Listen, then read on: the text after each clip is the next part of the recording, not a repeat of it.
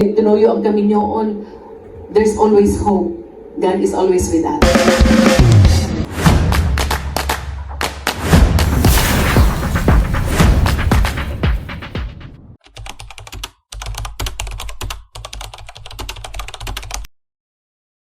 Tingog sa mga live ko na itutol o dili o dawat nining divorce bill na gipasa sa Kongreso.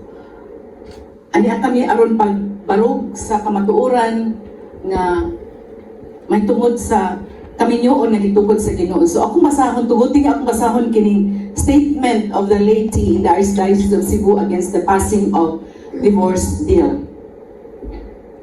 We, the laity in the Archdiocese of Cebu, oppose the legislation of divorce in the country. Marriage is a sacred covenant between man and woman, established by God. It is a sacrament, a visible sign of God's grace. Divorce violates this sacred bond, nullifying the permanence and indissolubility of the marital union. In the Gospels, Jesus explicitly teaches against divorce. In Matthew 19, verse 16, Jesus states, "So they are no longer two, but one flesh. Therefore, what God has joined together, no human being must separate." This teaching emphasizes the lifelong commitment of marriage and discourages divorce. The Catholic Church believes in upholding the well-being and stability of the family unit, considering it essential for the healthy development of children.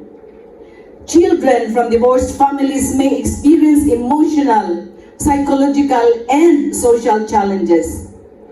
Marriage vows are taken by the spouses before God, promising to love, honor, and remain faithful to one another until death. Divorce undermines the seriousness and sacredness of these vows. The divorce law negates the divine command that no man should separate what God has joined together. And here, man puts himself above God. We encourage couples to work through difficulties and seek reconciliation and grow in their commitment to one another. With God's grace, reconciliation and forgiveness are possible and advised within marriage. We recognize that couples may face difficulties and conflicts, but they should be encouraged to seek help, counseling, and support to address these issues rather than resorting to divorce. The stability of marriages and families contribute to the well-being and stability of society as a whole. Divorce can have negative effects on individuals, on families, and communities. Upholding the permanence of marriage promotes the common good and flourishing of society. We recognize the reality of marital breakdowns, for which support and guidance should be given to couples in difficult situations through pastoral care, counseling, and the annulment process, which examines the validity of a marriage. The Constitution of the Philippines protects marriages as a social institution which is not compatible with the concept of divorce.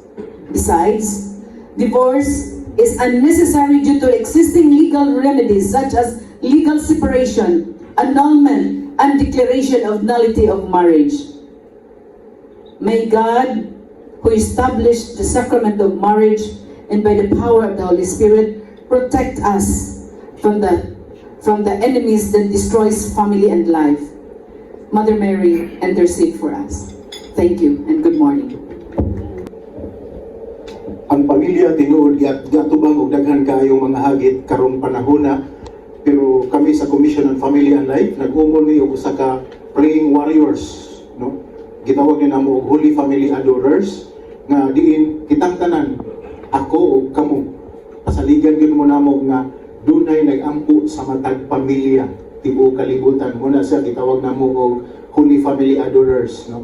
Na wala siya ikuan, wala di siya affiliation, wala ikuan, wala kana di siya organization, but ako rin yung kahangyoon nga advocacy na mo or amo ang apostolate nga magampo lang ka o pipila ka minutos diha sul sa Blessed Sacrament alang sa tanang pamilya, lakip na ang imong pamilya.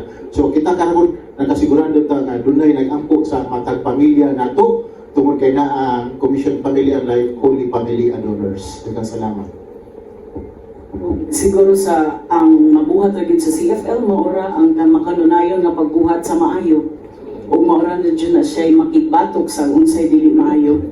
And I think we need to double time ang amo ang mga buhaton. So dili mi angay mahadlok niini mao nga balaod nun o mahimo man gani siya nga usa ka balaod, dili ta angay mahadlok kay naay Ginoo nga nagtabang nato aron na siguro it's a wake up call natong mga Katoliko Cebuano labi na nga diin aduna na gyud ang pagpaningkamot nga diin maalkontra or mapatukan ang unsang dili maayo nga mga balaod.